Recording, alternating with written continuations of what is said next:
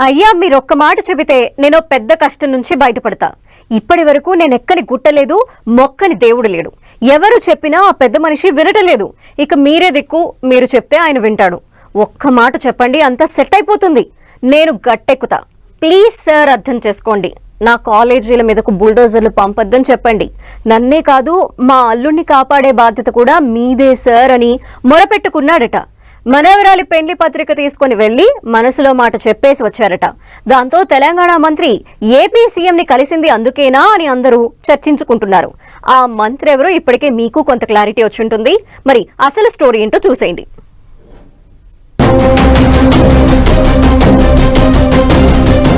పెళ్లి కార్డు ఇచ్చి హైడ్రా నుంచి కాపాడాలని కోరారా? ఆహ్వాన పత్రికతో వెళ్లి అభయం కోసం అర్జీ పెట్టుకున్నారా? తనతో పాటు తన అల్లుణ్ణి కాపాడాలని రిక్వెస్ట్ చేశారా? మాజీ మంత్రి తెలంగాణ ఎమ్మెల్యే మల్లారెడ్డి రూటే సపరేటు. ఆయన ఏం చేసినా వార్తే. తనకేదైనా పని పడితే ఎంత పెద్ద మనిషినైనా బుట్టలో వేసుకోవడంలో మల్లన్న దిట్ట. అయితే ఏపీ సీఎం చంద్రబాబును మల్లారెడ్డి కలవడంపై ఎన్నో లీకులు వస్తున్నాయి. మల్లారెడ్డి మాత్రం మనవరాలి పెళ్లి పత్రిక ఇవ్వడానికి కలిశాను అని చెప్తున్నారు. కానీ అసలు కథ వేరే ఉందంటున్నారు. పెళ్లి పత్రిక ఇవ్వడానికే వెళ్లినా పనిలో పనిగా చంద్రబాబు దగ్గర ఓ అర్జీ పెట్టుకుని వచ్చారట మల్లన్న. తీగల కృష్ణారెడ్డితో పాటు మల్లారెడ్డి, అతని అల్లుడు మర్రి రాజశేఖర్ రెడ్డి చంద్రబాబును కలవడంతో టీడీపీలో చేరబోతున్నారన్న ప్రచారం జరిగింది. కానీ తాము టీడీపీలోకి వెళ్లడం లేదని, మనవరాలి పెళ్లి పత్రిక ఇవ్వడానికి చంద్రబాబును కలిశాను అని క్లారిటీ ఇచ్చారు మల్లారెడ్డి.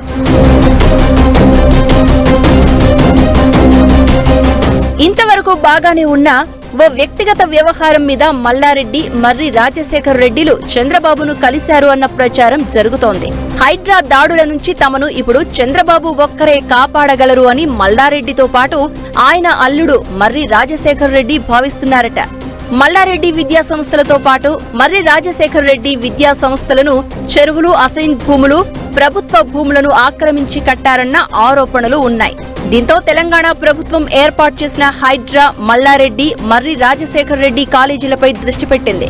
నోటీసులు కూడా ఇచ్చినట్లు చెప్తున్నారు. హైడ్రా పూర్తి స్థాయిలో రంగంలోకి దిగితే మల్లారెడ్డి, మర్రి రాజశేఖర్ రెడ్డి విద్యా సంస్థలకు భారీ నష్టం తప్పదన్న చర్చ జరుగుతోంది.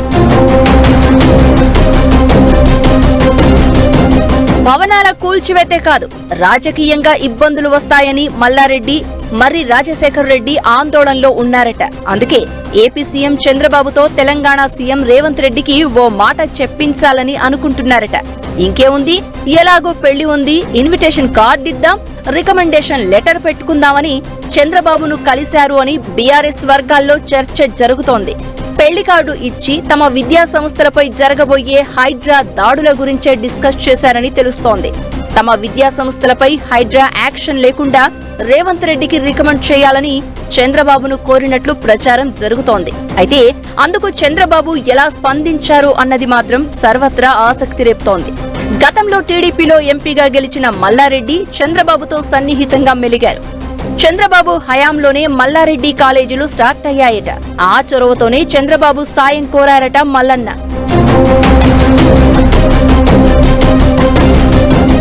అయితే కాలేజీలు, కబ్జాలు అంటూ హడావుడి కాగానే మల్లారెడ్డి కాంగ్రెస్ లోకి వెళ్లే ప్రయత్నం చేశారన్న ప్రచారం జరిగింది. కానీ ఆయనపై కబ్జాల ఆరోపణలు ఉండడంతో హస్తం పార్టీ చేర్చుకునేందుకు ఒప్పుకోలేదు అన్న టాక్ ఉంది. దాంతో Karnataka deputy CM DK Shivakumar ను కూడా కలిశారు మల్లారెడ్డి.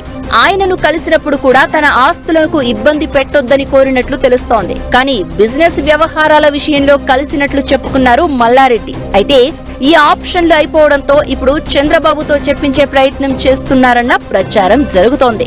అయితే హైడ్రా దాడుల విషయంలో రేవంత్ రెడ్డికి చంద్రబాబు రికమెండ్ చేస్తానన్నారా, లేదా ఒకవేళ చంద్రబాబు రికమెండ్ చేస్తే రేవంత్ రెడ్డి వింటారా అన్నది మాత్రం ముందు ముందు తేలాల్సి ఉంది అన్న గుసగుసలు వినిపిస్తున్నాయి.